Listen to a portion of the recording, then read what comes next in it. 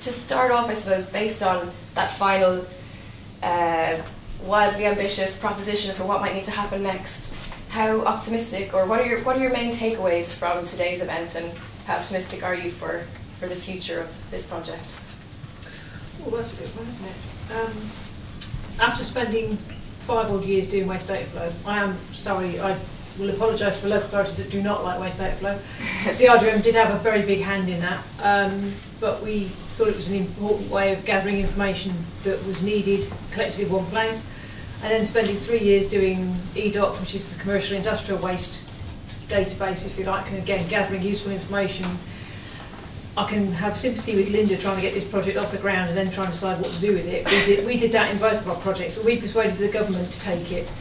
So it's an interesting one. It's something you want, but then it's sort of, I suppose in some ways it depends whether you can find somebody else to sort of help take that message forward. So it's not an easy one, because it probably would sit better in central government, but we know the situation doesn't work like that. So yeah, it's a tricky one. So mixed feelings, optimistic versus. I'm trying to be practical as well as sort of, you know, because it's something that to do that takes quite a lot of effort. Because I know we just sort of, you know, even now we're still working with EDOC, and it still takes quite a bit of effort, even though I'm not getting any. It's my own personal input to that and CIWM's personal input into it, and it does take quite a lot of effort just to do it, because we support that type of project, and to do that for something like this as well, which is obviously got a vision to do beyond where it started at the moment. So yeah, there's quite a lot of practicalities to go into that. So, but it's a good way to go forward. It's how you go forward. Yeah. Martin. Yeah, I really think you shouldn't underestimate what's been achieved in this project. I think it's been a great piece of work, a collaborative piece of work. It's what we've been aspiring to for a long time in local public services. And actually we're engaged in a battleground, are we not? You know, place is the platform for me where local public services make a difference to people's lives. And you know, what you're demonstrating is exactly that. You know, a service that's driven by a set of standards, common approaches, and this sort of approach can be taken, the evidence base there behind it to back it up, and the work that's been done at Luton and elsewhere.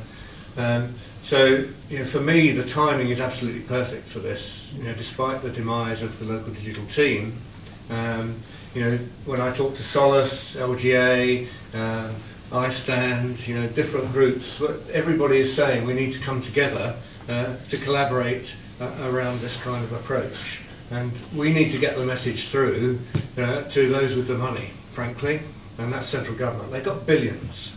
You know, you just look at the spending review, it's absolutely farcical that 80% of transactions between citizens and government take place in the local public services arena, in the place where people live. And you know, the spending review has given all that money to GDS, all that money to HMRC, all that money to the health sector, which is supposed to go into social care as well, by the way. You know, we've got to start making the case. And I think there is, I think we'll be pushing an open door, to be honest, because you know we're ahead of the game. You know, the central government is doing what we were doing in the early 2000s with transactions. We're starting to look at much more complex situations. You know, the opportunities in areas like social care, even in planning, and other areas in which I've worked. You know, where the services frankly are broken. You know, in adoption services, adult care assessments. You can make a list, and they're just crying out for these kinds of approaches. An interesting point that it's pushing on an open door, because I've certainly been pushing on a number of doors of late.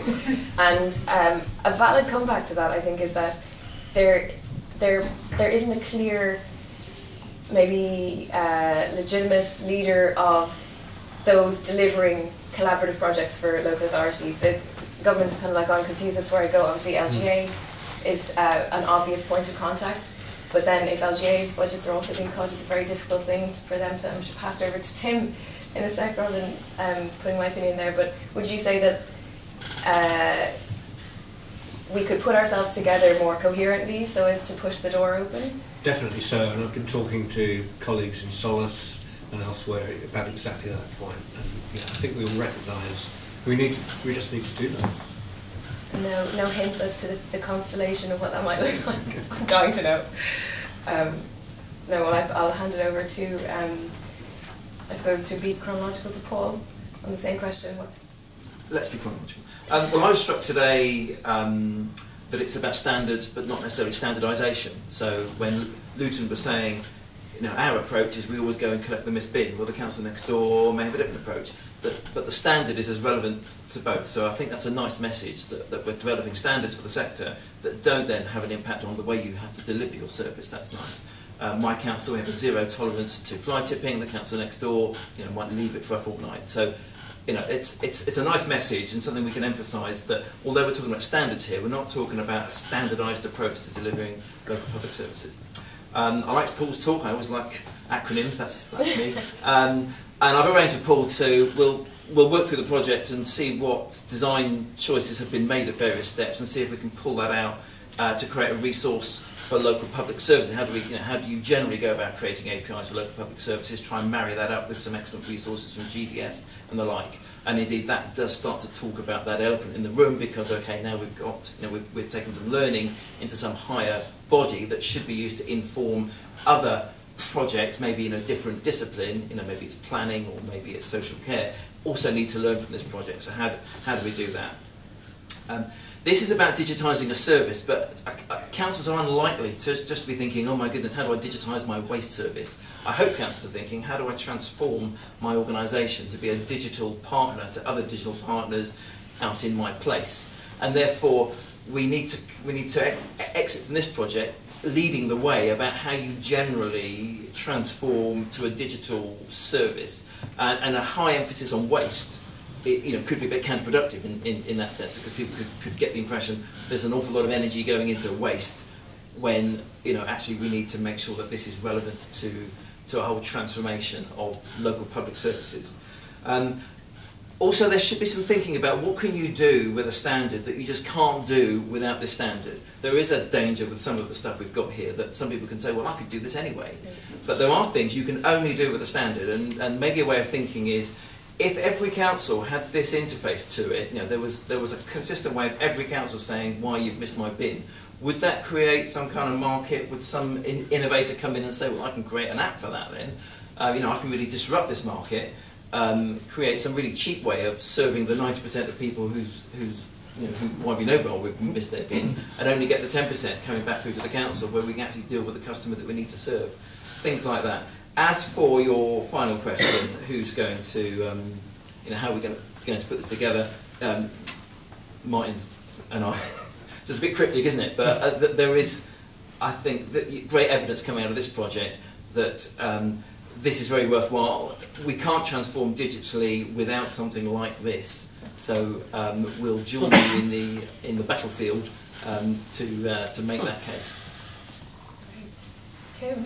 I think as you work down the line, the answers will get shorter and shorter, because they've said everything I wanted to say, to be honest. But I'm impressed and excited by what you've achieved, because it's giving a practical example of where the use of standardisation or standards to develop ways of sharing data can really come into its own. The issue I'm finding in the work I've been doing, and I've been in this area in the Local Government Association and its related partners for about 15 years, is that most of the people that have the money and the senior managers and the senior councillors don't get this and don't understand it, because it's the plumbing. It's there, they assume it's there, and that's the end of the matter. And we're constantly having to find ways of convincing them that you do need investment, you do need networks and conversations and bringing people like this together, so everyone's got a say in the matter. And the only way it tends to hit a few notches in their heads as yes, I understand, is when you've got practical examples. And what you've done in this project is really go from an end-to-end service, from starting at the beginning through to the flow line, the flow chart of delivering the service, collecting the data, publishing it, sharing it, and giving the citizens their results at the end. And you're doing it in such a way that councils can still do this the way they want to do it, and we wouldn't stop that, that's local democracy.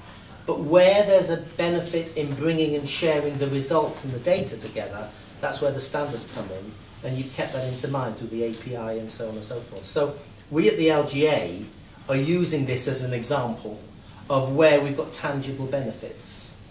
And I'm particularly excited and impressed with all the work Sarah's done on the business case side, because when I go to councils and try to encourage them to work with us on standards, and we're doing it on a whole raft of different things. Councils deliver 800, 900 different services. There's scope for this in practically all of those, and it transfers the data to the consumers out there to do other novel things with it. But the problem I have is the business case. Why should they do it? Because they're all in control of what they're doing, they're proud of what they're doing, and then here are we coming along and saying, but by the way, will you collect this data field, or will you publish it that way, and so on and so forth.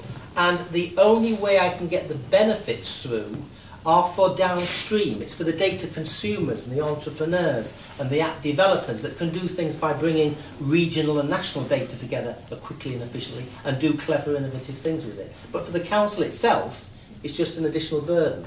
And what Sarah's been doing is working through the benefits to the council as well as the benefits through to the place and to the citizens. So we are using what you're doing already, so thank you for that as well.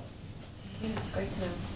And David? Yeah, I sort of come from a cost, and how we raise money to actually keep the project going forward. Landfill tax, so we got landfill tax could come across. Carrier bag levy, something from the carrier bag levy could come across to feed projects like this. It's not a massive amount. It just needs something to keep it going, and they're two revenue streams I think we could look at. Brilliant.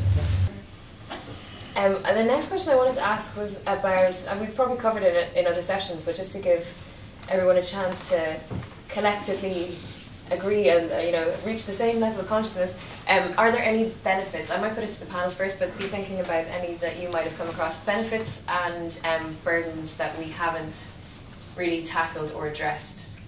Is there anything that you've noticed that we've kind of left aside, or there are a lot of benefits, and we've come across this lately that we haven't focused too much on. The things that Paul mentioned, supplier markets, getting excited and creating new things that could ultimately completely change the business model for delivering local public services. Any thoughts on? Can I jump in? I think we heard a little bit about skills today and some nervousness that some councils don't have the skills to know which skills they need, even let alone the skills. And we need to support the sector in that. I think there are some core competencies that local authorities now need in this digital world, and we need to support them as a kind of Socitm thing, to support councils to have some fresh thinking about what skills are of an advantage to have direct access to, rather than to buy in. So I think there's a skills issue. The taxonomies look great, but I've always been a bit nervous about them because you've worked with a finite number of councils and you've come up with a list of terms for things you can throw away or reasons you haven't picked your bin. But I do wonder, if you'd have worked with 10 different councils, would you come up with a different list? And when you put the next 10 councils together, are they going to say that there's some things missing on this list, and does the list keep getting longer and longer? How do we? I don't think we've quite proven that yet. So that's a concern. But the benefits are, I don't think we can keep going in our silo, unjoined up way anyway. So it's kind of, there's disbalance of not joining the 21st century. Yeah, I was going to say, collaborative working between local authorities most certainly is the way to go. You can then make use of the skill sets that are within different local authorities. Absolutely, yeah. The point is, it needs some sort of central coordination, not ownership, but someone to facilitate that, bringing councils together. And over the last 15 years or so, we've done a lot of work in this area, and in the days of the last decade, when there was a lot more money and there was a lot more impetus on the e-government agenda, we were achieving really good things there. So I fully support what you're saying. I would comment that the risk I worry about is the legacy of the system, the legacy of the results you've achieved. Gosh, I'm feeling terribly old, but when I was a lad, it was a different way, and so on. I'm starting to talk like that now. But there have been so many really good initiatives I've seen, I've been involved in some, over the last 15 years, and they achieve great things and then they disband, as you are going to do. And you try your best, but they sit there, and some councils continue to run them and so on and so forth, but they start to wither or certainly get forgotten about. And what happens when the next one comes along, and in fact, you know, you're honest, I've spoken to Paul, I've spoken to Henry, you did it yourself in the early days, blank piece of paper, let's start again, and there's so much good stuff being done in this as well. We've got to find a way, and you know, I was interested in Henry talking about BSI and so on, but there's so much good stuff. We've got to keep it there so that other initiatives can take it on and move it forward, because not just waste, but so many of those other services that we deliver in the sector can benefit from the things you've achieved so far. It's keeping it there so that new groups pick it up and move it forward. I don't know what the answer is, because the key players disappear, and then new players come along and they don't know the old players, and it's the worry. Well, yeah, I think we're living in a different world, aren't we? It's a much more organic world. It's a world of networks. You know, I come from a membership organisation, but actually, you know, is membership of an organisation really relevant in 2016? Is it much more about networks of people with common interests coming together, having the impetus and resources to actually do something and make a change? And is it about mindset? You know, I'd add to skill set mindset. I think mindset, you know, the mindset of you in this room and the people who've contributed to this project is a mindset about willingness to change, about our willingness to learn. And it's encouraging people with that kind of mindset, I think, is where we as a membership organisation need to move. And you know, something that certainly I've been advocating very strongly within Socitm and will continue to do so. So, you know, I think you know, we need to grab hold of that, and we need to recognise that there are other groups out there, like the local gov digital people, some of whom have been here today, and you know, to actually take advantage of what they can bring to changing our whole approach to delivering change in local public services.